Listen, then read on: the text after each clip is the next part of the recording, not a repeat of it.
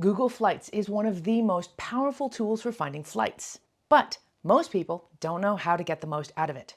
So today I am going through all Google Flights features and sharing Google Flights expert tips so you can save big on airfare.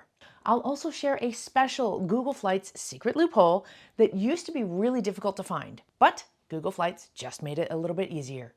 Let's do this. I am a career traveler and I have been traveling the world as my full-time lifestyle since 2006. In that time, I've taken a lot of flights. The other day, a friend asked me for some tips on booking a flight that she was planning on taking. I honestly didn't think that I had that much to share, but 20 minutes later, I was still sharing different ways that she can do her search to get the best prices. By the end of this video, you will have all the Google Flights hacks that you need to get the best prices for your next trip. Let's start with some general navigation tips. If you look at the top menu, you'll see a variety of options. The Google Flights page defaults to Flights. Today, we'll master this page, and we'll also look at how the Explore tab can help you get some great deals. On the Flights page, you have the option of choosing round trip, one-way, or multi-city. Most of the time, multi-city is not going to get you the best rates as there are better ways to search for multi-city itineraries. So my advice is to stick to one-way and round-trip searches. Which one is better? Well, sometimes it's cheaper to get 2 one-way tickets than to book a round-trip ticket. But other times, it's the opposite. Google knows this, and when you search for round-trip fares, it will occasionally spit out itineraries that are 2 separate tickets. But it doesn't always catch the best prices, so if you have the time and the inclination, searching for both round-trip and one-way flights is a good option. Just recently, I flew return from Toronto to New York City and back. I found an option for 2 separate one-way tickets that was cheaper than the cheapest round-trip itinerary that Google could find. You can also choose the number of passengers in your search. For the sake of simplicity, I suggest just searching for the number of passengers who are taking this trip with you. However, if you really want to hack the lowest fares, you would also search for 1 passenger first, just to determine that cost, and then search for 2 or 3 or however many are actually on your trip. And then you would see if the cost per person works out to the same amount as your first search. The reason for this is every airfare has categories of tickets. The cheapest are the early bird or most basic fares. When these are all booked up, only the higher class of fare is then available.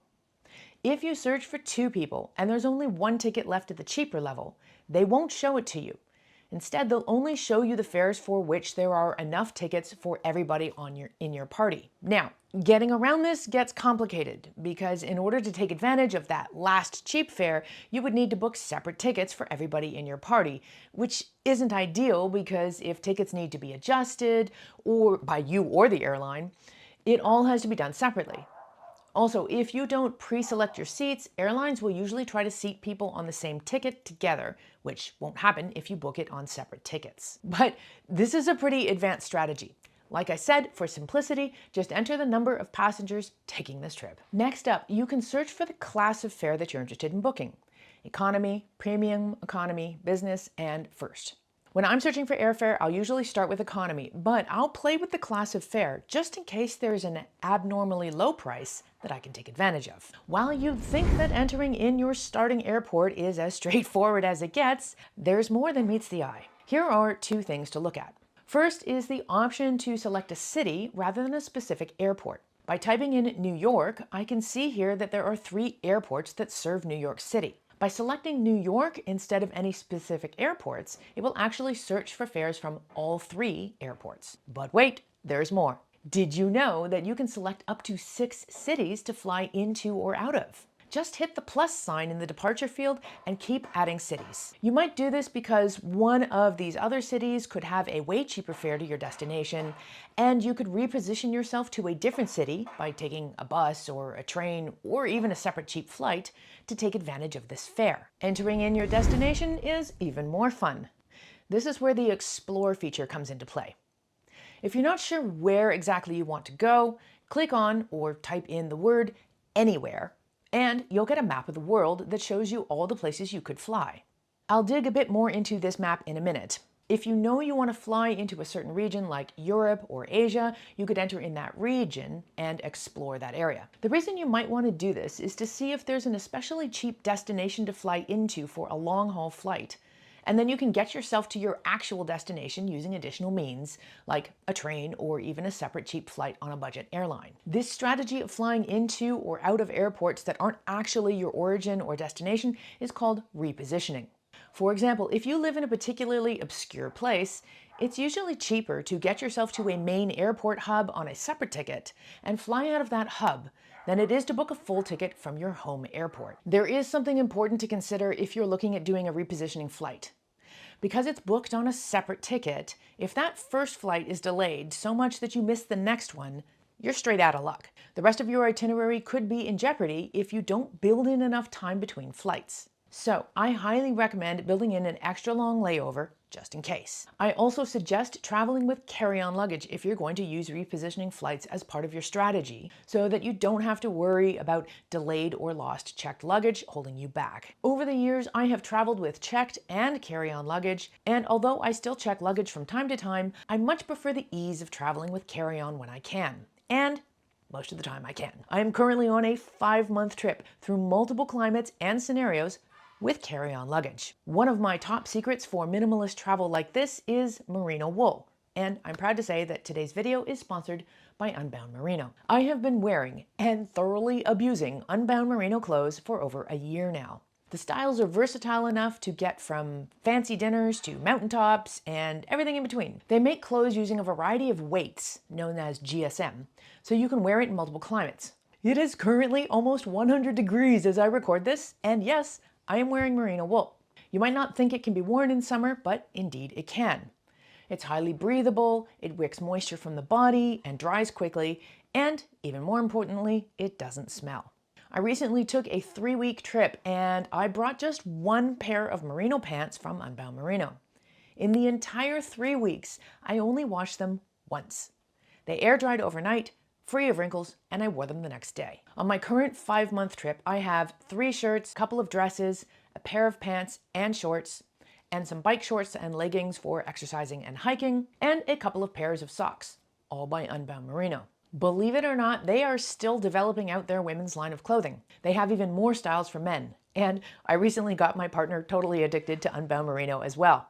I love the men's travel pants, which look like a 5-pocket jean, as well as the long sleeve button-up and the polo. Also, at the risk of oversharing, my guy is not normally a boxer brief guy, but he is in love with the underwear.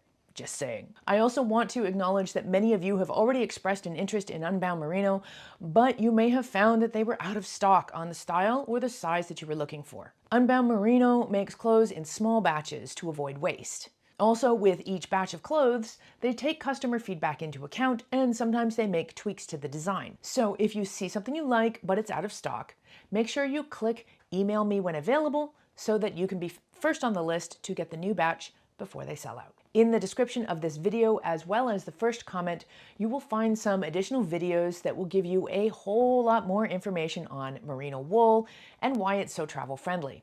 You'll also find a special link for you to check out Unbound Merino.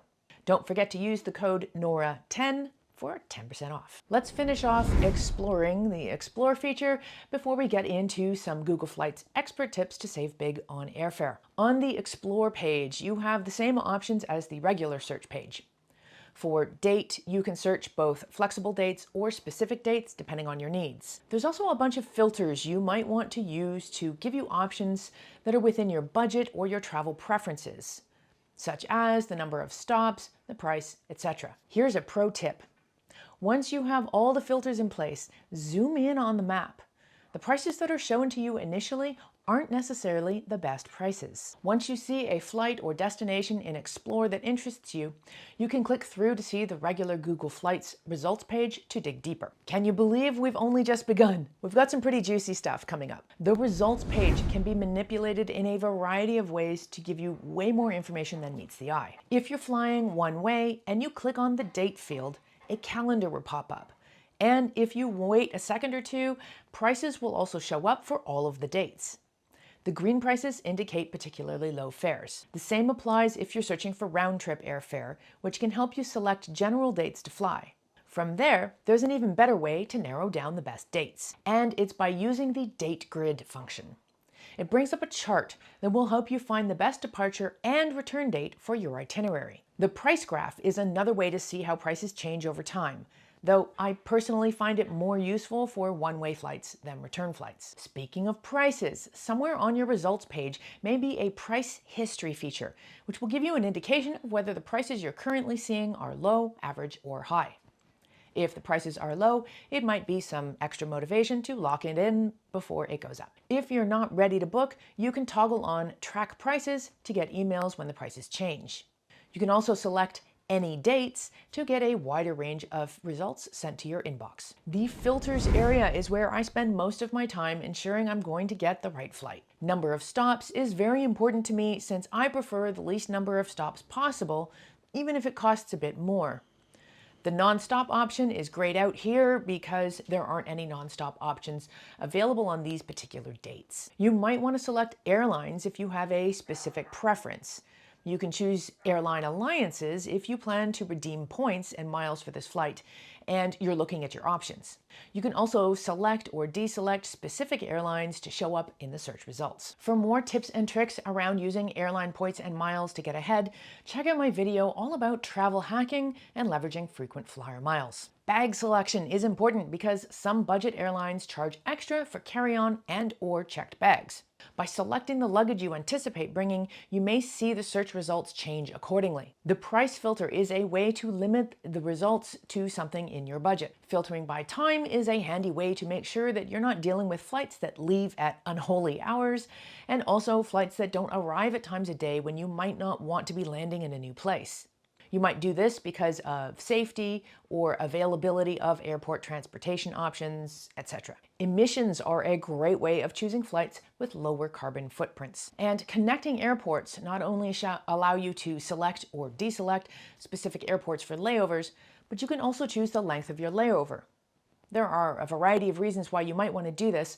For example, I would personally look for flights with a minimum of a 90-minute layover. Curious why? I have a video all about layover mistakes to avoid, which I highly recommend. I will leave a link in the description and first comment to this video, as well as some other related resources. You can also filter for flight duration for whatever reason you like. You'll find all of these filter options here in the filter section, including some that may not show up in the other menu, so it's good to check. Once you've set all the filters you need, take a look at your results. The first few will be what Google deems to be the best options.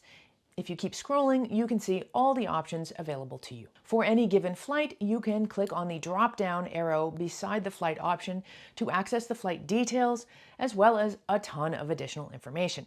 For example, in this section, you'll see information about your seat and certain amenities. This is especially important if you're shopping for a business class flight, perhaps with points and miles, and you want to make sure that you will have a lie-flat seat. Once you've gone through all your options and selected your flights, you'll land on a page that gives you some additional information about your flight, instructions on how to book it, and sometimes some pricing information as well, which you can see on this ticket is extraordinarily low. For booking, I always suggest going directly to the airline's website to book, for reasons that I have mentioned in a few other videos, including one specifically about flight booking mistakes. Like I said, look for this and other awesome videos below so you can book flights like a pro. The good news is if you click on the link to the airline's website, it usually pre-populates all the search information and terms that you've already selected so that you don't have to start the search from scratch again. For my grand finale, I was ready to blow your mind with an advanced trick that is a loophole that can potentially help you save a lot of money on airfare. I've used it in years past, and it worked. It has to do with changing the location of your search and currency. Google Flights naturally defaults to the country and currency where you are currently located. I'm currently in Bulgaria, so you can see here at the bottom of the page that the location and currency is set to Bulgaria. For the record, you can also do this directly on airline websites. In both cases, you can choose to change the country and or the currency that you're searching in. The premise of this loophole is that you can sometimes find significantly reduced prices because certain fares are exclusive to specific markets. For instance, some airlines offer discounted domestic fares primarily for local residents. These special fares are available only on the local version of their website. In contrast, if you're booking from a foreign location, you might be given a higher fare. Like I said, I've used this in years past. I got a great deal once on a flight from Thailand to Singapore using Malaysia as the location and currency. Another time I got a better price on a domestic flight in Peru by setting my location to Peru. Here's the rub. Searching for these fare discrepancies can take ages. And to be honest, they're rarely fruitful. So I'm still a fan of doing these kinds of searches, but I suggest only going as far down the rabbit hole as you have the time and the inclination to. Here's the good news. Sometimes Google Flights will show you these discrepancies. The reason I saved money on that one-way flight from New York to Toronto was actually because of one of these currency discrepancies, and it was Google Flights that tipped me off. I was on the Canadian version of Google Flights, searching from Newark Airport to Toronto. I clicked on the United airfare, and I noticed that there were a few different ways to book it. I could book on the US version of United Airlines and pay $130 US, which is 177 Canadian dollars. Or I could book it on United's Canadian flight and pay 190 Canadian dollars. I then confirmed this directly on the United Airlines website by setting the location and currency to Canada, which came up with 190, and then to the US, which came up with 130. The total savings in this instance was only $13. But in some cases, with more expensive fares, you could stand to save a lot more. Now, some of you with eagle eyes might ask why I didn't just book the cheaper Air Canada fare in the example that I just showed you.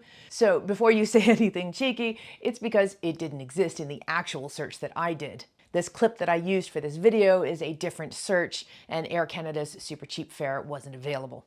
Remember what I said about different tiers of airfare, and when the early bird flights book up, they disappear?